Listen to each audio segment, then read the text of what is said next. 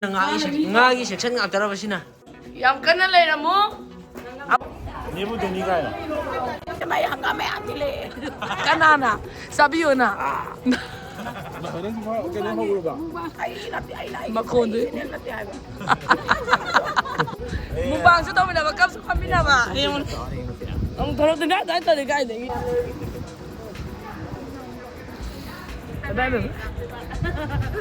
Tengah nama kita tu dia. Kaya mo hongi kay not. सरकार की नहीं Sapo di ta ni sapo di sa daro. Kay untuk kalau ibu na to sapo di. Sana ay kano flight manung di am chaning dia ba na siwe na sa sana. Tripare. Mayam kuram zeri. Ngasi di am na kallepit di avre ay handore ndo halam de kangi. Koi tamo na ay cross oy na ba paisa pini ye. Ado mangon oy zarage yam nungai ba anai ado oy zarage ado baba di lai khite baba na moi am koi ibung ahum ipana koi baba se babahan aba ado na yam na pukning yam nungsi paisa ga sang bibirak pase thank you Sina ako'y inam wala sumadi kano ne ako'y mana ka lubirak te mana puso ang pure marbon sana bagi Siya mangono lagi Betul Moy na dibita ang moy na adum uri ay isa ni dilay jare ay na sumoy da adum kezeri usik bawa Jun dola pra kungu kauni. Sima ngagi section ngaktarabasina sina kay chips kay section sina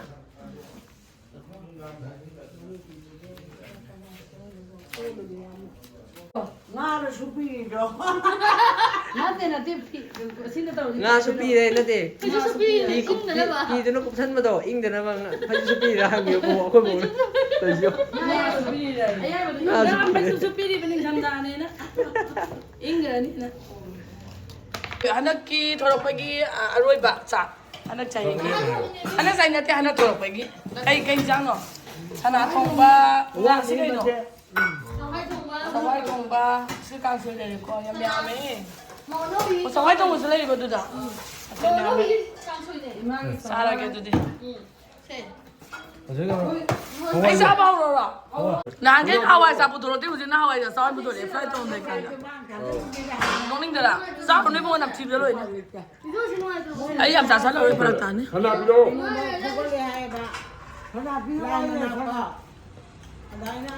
Yam kana leiramo bye bye Abili ko sa video niyo. Ati Martin ba yawo do Tu sila ko.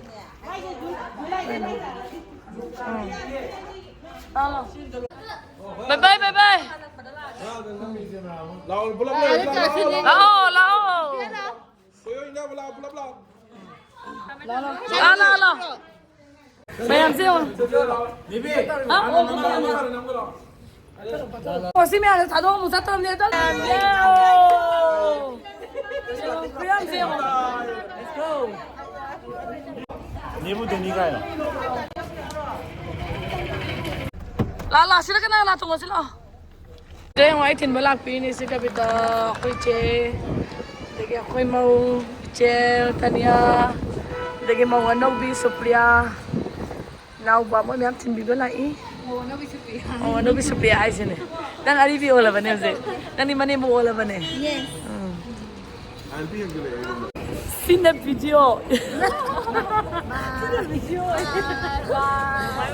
Video ay ni pakle ba Namo nambi ba Si ay no kano so ni asma ni ba sine si sakit tayo na ano abo uksan nga kape ka na Makuno si Dre man na nalalain ni manaw biyo na kasi na dito uli may pinon masuti Pambay ni engse kay makondo yung YouTube hang doon bisi makondo ka ando ba may hanggang may atile kanana sabi yun na makondo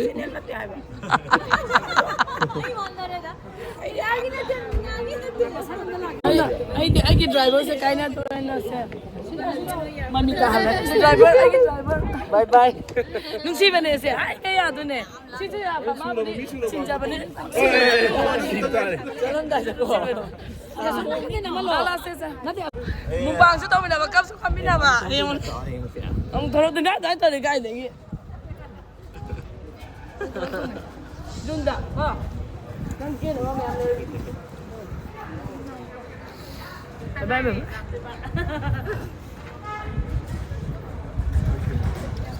Kuya mo kuya ba matulog sahi ama makay matulog ni kuya banim ten siya sin kuya ama makay matulog na muk theng na re ya poto bula ati ma tam theng nei Suraj kai se khar gaya manung de lai re ya masla ma bye taro ma bye bye bye na ni sang ya sino lai mo ko bye bye bye bye bye thank you amu theng na se Sari ako yung selfie na photography na ba milay na tayo siya. Ano din magkapsa lagi ko. Kapo. Yam nungay yung katinga si. Oh, yam katinga si. Yam tuna lagi. Nang hanalak pa din di pam ba. Yes, I plan to lagi. Ang so siya to tawgi at din ni mo ko. Ata nga na magikot to dia. Ngayon mo. Nangi kay din no. Please keep the eye clear. Si From Mami the Arjo. behind you can proceed. Ay na yan nila to. Contact the cabin crew for Ano matay any pang gaya? assistance. Thank you.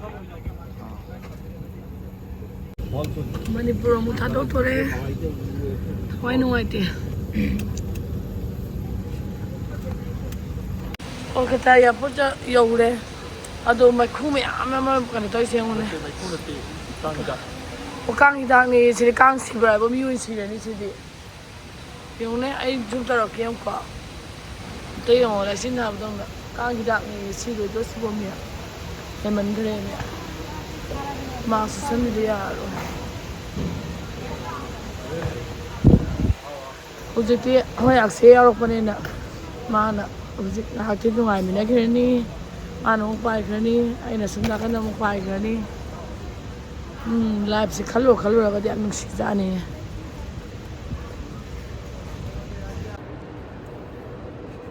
Kenang sih kaya sangin no? Dizi yatra. Nang di Ay na sunda sanga ke ko to dia. Dizi yatra nang Aadhaar card lai dina. Dizi yatra app to nang app to dagi nang boarding pass scan to ni dina. Adu ta nang ID proof Puto ti siya re. Wali sina da ka da dare adum ta ai photo thong lai da. O to di shortcut ID. Ako je du ya to ne. Queue yaw de thu ne ya re. Aadhaar card lai nang Lai ye. app download to ga. Aduri duan tau tare. Hari queue le tre ba. Nang passport to hanjan puto ko mo thok ta. Mahang pa habi passport mahang bai chance lai dira puto dia.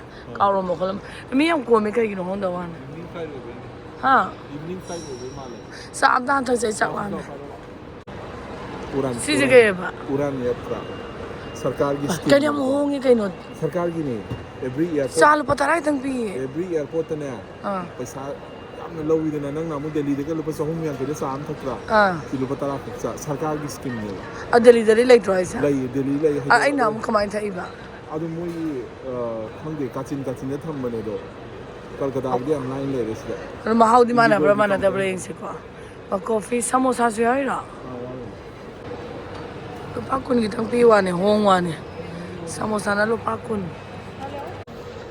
Yang hongwa ni mo isi. मैं खंगे बमे हमसे खंगोरो सिगी उड़ान यात्रा से अनोव scheme ने government की मखादा Hong न P भाई तारे मोई गवर्नमेंट की लेते एयरपोर्ट लुपा चाम लुपा सनी से होंग पी बदो लुपा तरा थक Mahaw si dum. महाउ जो माने एक ममांग थक रहे दगी इसिंग बोतल लुपा तरा कितनी समोसा Ising zo? इसिंग जिलोन फंगी Ako yung ay Manipur de lebra. Falda. Falda. अइना उबदा बेंगलोर उरे हैदराबाद से उरे क्या पूरा गया? था मरी मंगा मुसुरे सी loan Paisa save to bon no patro sa mahaw sa mana nang wani. O yenga sa mahaw do yenga. Ile karay no. 110 Pasam tara kita. Nahamula pa dai na 240 da kya no. 265 265 ta sama. ordinary tea da Azu nga sidya mo. Sam tara na phangi myan siyo. Awe. Sa we sama ka logi ni mana how to de na to bone. Ai degi yengi ne ba. Sa bodi tha ne ya sa bodi sa za ro. Kaya gina the mana club opinion to opisina. building की meme ले रखा अदुने Surf की meme ले दी फागदोबा अदुमाने होने computer से हम कनो keypad से हम पायनी टेबल से ग्लव से हम neenatakhel दगी चा कॉफी की डिस्पेंसर से हम पायनी कोई पायनी असापो तो पायनी मी की फोन तो पायनी असापो तो पायनी ग्लव सुपर की कैम खाना ड्रे होने मखो तो को असापो तो मखो से ग्लव सुपर ने पायना पीदिने उपी बायदिने माइ से नत्रा अदुना आई असापो ति साजा रोय सिना मोयना नारनी माइ से ऐसे सीधा बेवा नते को मयाम नादना माइ बने तो मु याम फजब ऑप्शन लेयबा tong season apa माने cakap season तारा गदि उनको मान पाए नि मी फोन से मखो से उनको पाइ वाइ जुम तो सला सिदे हम पोस्ट आदबा सिदे मोइना आइगोना कनो से था केम हाइरा रोय ऐनो हाबदि मयाम गिनि को जुमब्रा सेमदो पयारा गदि सेमदो साबा वान मी याम को में अदो am hao sa cái tao mà ko Kolkata la di gulab jamun rasgulla jam hao na mana hai bit bit kilo halle de me ate bidan bana ta mi bijaning da be wana ta ba na isu business oil ba na don talle na untuk kalau ibu na to sabu de oh milai Kolkata ki asida ne yan tare se secretary se kino re Kolkata ki ora mo hafsa lage pura sini mai ma na packing ka wala pa skon ki duk ai ru brai bo oh mayam skon de ki dukar manam nuksi ba duk ka skon ate so agawati ka gumba pura ingba laita ra ka di check in doing happy you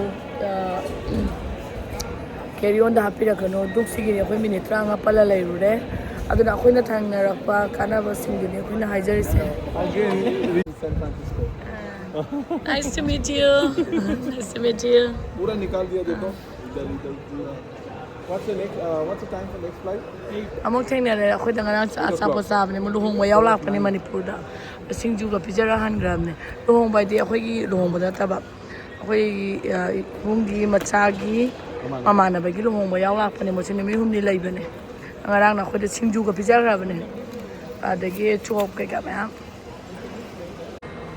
akoi siang wali 3 hours kai de ne na launch tanga tang cham ri ke aduga patha ge pung ama mo cha kholaga asli am ko me idune ko ta ya pon mantrawan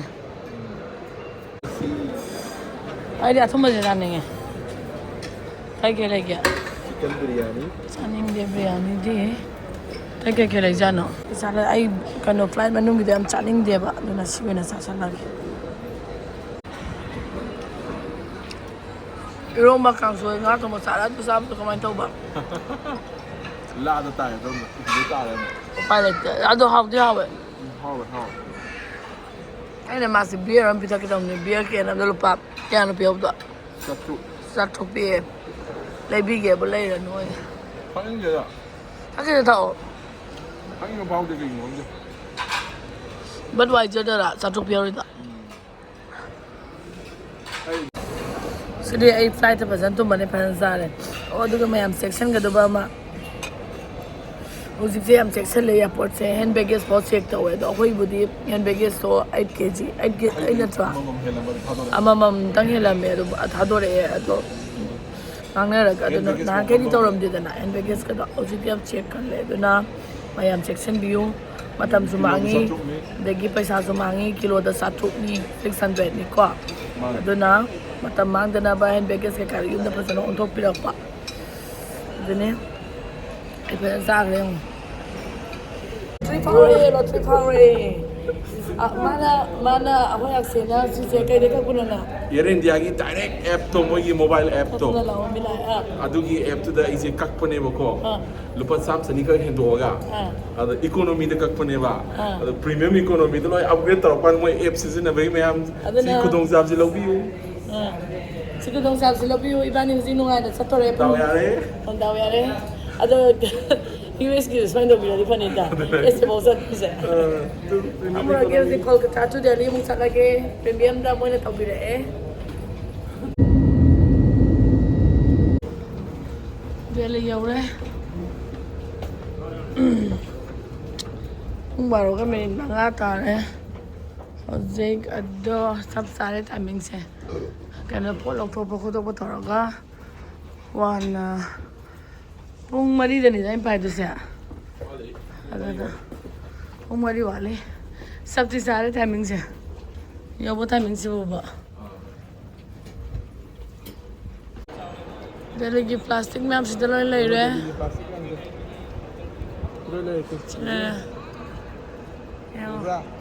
plastic ꯃꯌꯥꯝ ꯌꯦꯡꯉꯣ ꯁꯨꯃꯥꯏꯅ ꯂꯩꯗꯣꯏꯅꯦꯕ plastic ꯁꯤꯖꯤꯟꯅꯕ ꯃꯌꯥꯝꯗꯣ ꯇꯨꯝꯕ ꯉꯝꯃꯣꯏꯑꯕꯁꯦ ꯃꯩ ꯊꯥꯔꯒꯁꯨ ꯐꯠꯇꯕ ꯁꯤꯕ ꯌꯦꯡꯉꯣꯁꯦ ꯄ꯭ꯂꯥꯁꯇꯤꯛꯅ ꯄꯩꯈꯠꯂꯛꯄꯁꯦ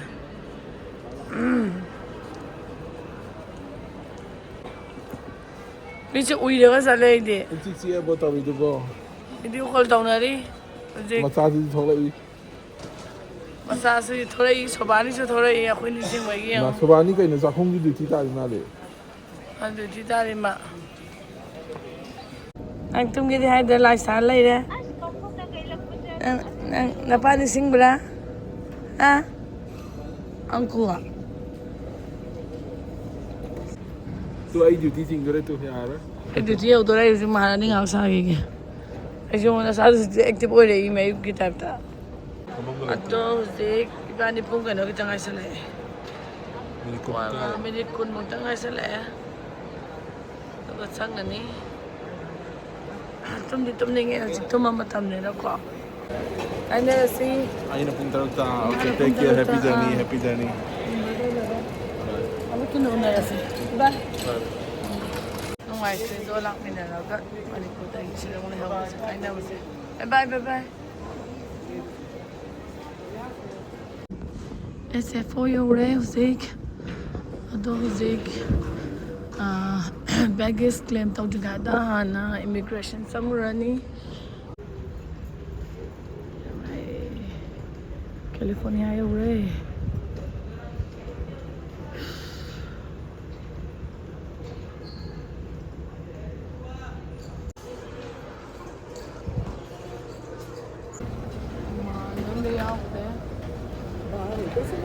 Nene Gitanjaliga Nene Saniaga hinjang piseba. Kaiginoba. Nene Saniaga consulate.